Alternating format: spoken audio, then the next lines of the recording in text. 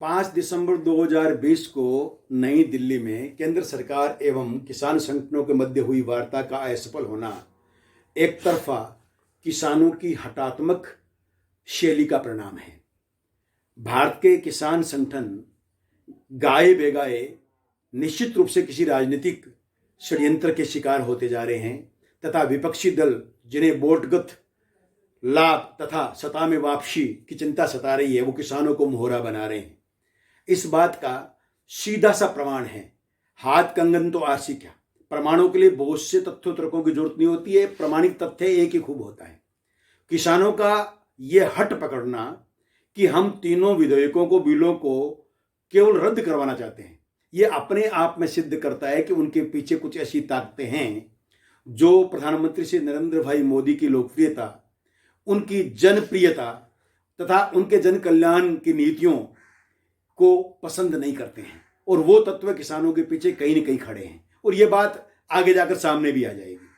मैं मेरे विचारक, चिंतक, लेखक एवं राजनीतिक जीवन के अनुभव से भी कह सकता हूं, एक सामाजिक व्यक्ति रहने के नाते, हमेशा सामाजिक कृत्य करते रहने वाले व्यक्ति के नाते, एक किसान के नाते भी पक्के तौर पर यह मेरा एक अनुभव है कि नरेंद्र भाई मोदी जो हैं वो निश्चित रूप से राष्ट्र के अहित, समाज के अहित या किसानों के अहित में कोई काम कतई नहीं कर सकते। ये मैंने पहले भी कई बार कहा है।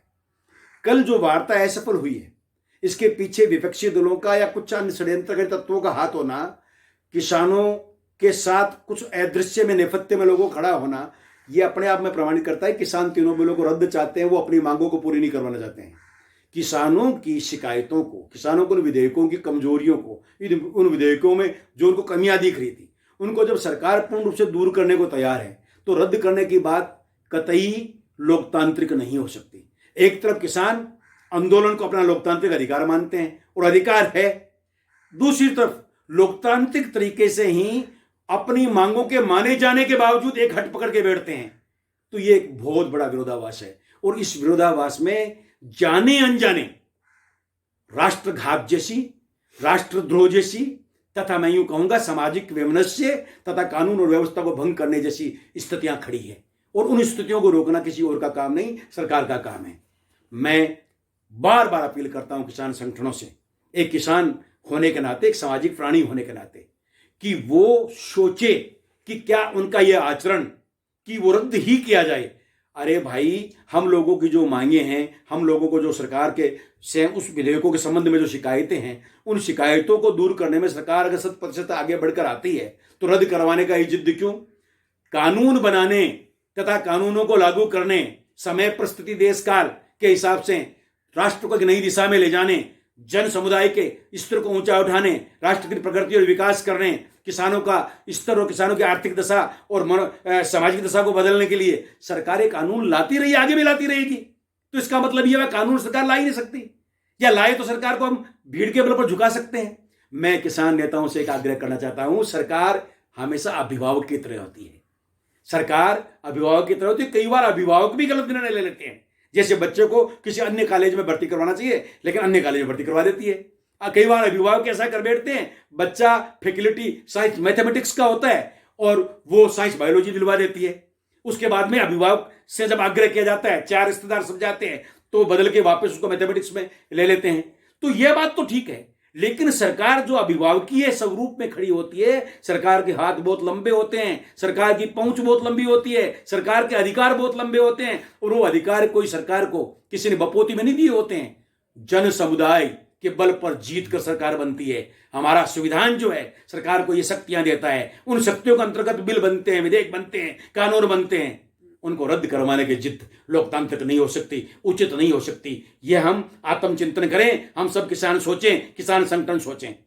मैं कहता हूं कि कृषि मंत्री तोमर, दूसरे कैबिनेट मंत्री पीयूष गोयल तथा सोमनाथ, तीनों ही मंत्रियों का जो आचरण मैंने देखा, सरकार के प्रशासनिक अधिकारियों का जो 5 वार्ताओं के बाद जो आचरण जो देखा, उसमें बड़ी विनम्रता, धीरता, गंभीरता, धैर्य, संयम के साथ सरकार आगे बढ़ रही है। सरकार ने एक भी ऐसा कदम नहीं उठाया है, जिस कदम से एक भी ऐसा शब्द नहीं बोला है, एक भी ऐसा आचरण नहीं किया जिससे किसानों की मर्यादा, किसानों के स्वाभिमान को ठेस पहुंचे।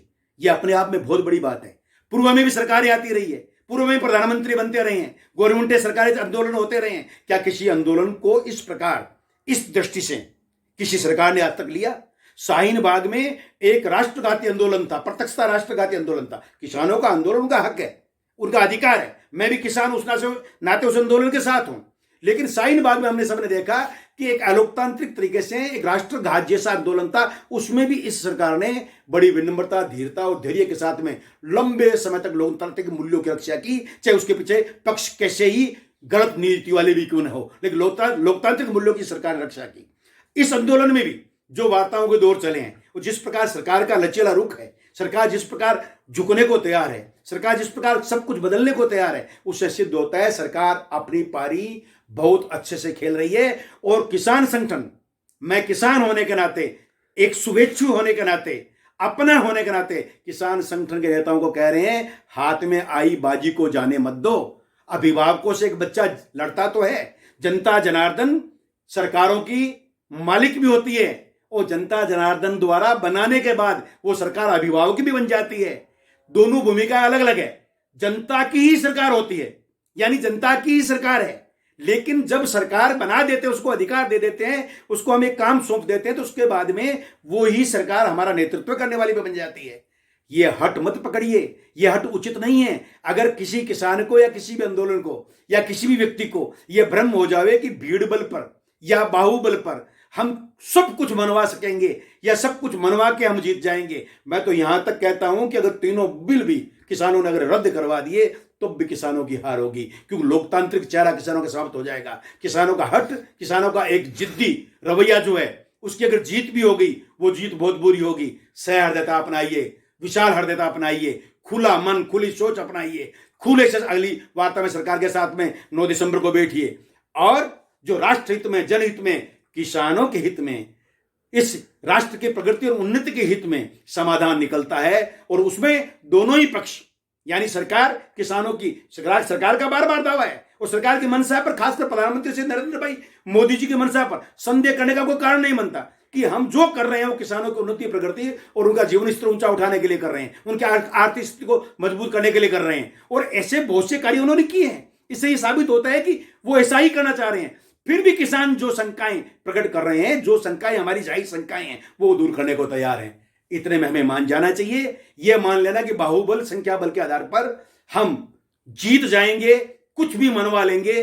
अगर वो जीत भी हुई तो वो जीत नहीं होगी। मैं निश्चित रूप से कहता हूं, वो राष्ट्र की, समाज की, किसानों की आगे भविष्य के कई परिप्रेक्ष्यों में जाकर हार सिद्ध होगी। मैं मंगल कामनाओं के साथ में कामना करता हूं, किसान संगठन, किसान नेता जो हमारे नेता भी हैं, वो पूर्ण विवेक के साथ में आगामी सरकार की वार्ताओं में निर्णय लेंगे, तथा एक लचीला रवैया अपनाते हुए, राष्ट्र हित को सर्वोपरि मानते हुए, किसानों के हितों की रक्षा करते हुए सरकार के साथ पूर्णतया एक जनता जनार्दन एवं सरकार की भांति या एक परिवार और अभिभावक की भांति का माहौल अपनाकर इस आंदोलन का पटाक्षेप करेगी। मैं अपील करना चाहता हूं, कल तोमर साहब ने भी अपील की, कृषि मंत्री जी ने, कि बूढ़े हैं, बुजुर्ग हैं, जो ऐसे लोग हैं जिन लोगों को बीमारी हो सकती है, कोरोना का खतरा मंडरा रहा है, जिनको सर्दी लग सकती है, मौसमी स्थितियां विकट है, उन लोगों को घर भेजना चाहिए। आंदोलन को शांतिप्रिय हर हाल में बनाए रखना चाहिए। किसी भी तरीके से आंदोलन का रुख आक्रामक या किसी अन्य दिशा में अगर जाता है तो सरकार भी निश्चित रूप से, यह सरकार नरेंद्र भाई मोदी की सरकार है। वो अपने राष्ट्र हितों को, राष्ट्र की एकता को, राष्ट्र की अखंडता को, राष्ट्र की संप्रभुता को, राष्ट्र के समरसता को, राष्ट्र के सद्भाव को तोड़ने के लिए किसी भी एरे गेरे, नत्थु खेरे, पीछे षड्यंत्रकारी तत्वों को सफल नहीं होने देगी, ऐसा मेरा विश्वास है। और वो सारी बातें घुमाकर वो तत्व ऐसा ही चाहते हैं, किसान और सरकारों में झड़पें पैदा हो, किसान और सरकार के मध्य में आक्रामकता पैदा हो, और सारा ठीकरा सरकार की असफलता पर फोड़ा जाए, सारा ठीकरा किसानों के विरोध पर फोड़ा जाए, और अपना बहुत ही निहित में छुपे हुए छोटे, या यूं कहें कि अपने उल्लू सिद्ध करने के लिए ऐसे तत्व, ऐसी गतिविधियां कहीं न कहीं गाये बेगाये कर रहे हैं, कहीं न कहीं वो लगे हुए हैं। किसानों को बिल्कुल किसान बने रहना है। किसानों को, जो कि अन्नदाता है, प्राणदाता है, पूरे देश का पालन पोषण करने वाले किसान हैं, उन किसानों को वहां जाकर, किसान भी एक माँ की भूमिका में आते हैं, किसान भी अभिभावक की भूमिका आते हैं, किसानों को वहां जाकर बाकायदा सोच से, विवेक से, आचरण से, अपने अभिभावकीय पूरे राष्ट्र का पालन पोषण करने वाले स्वरूप को बनाए रखना है। जय भारत, जय हिंद।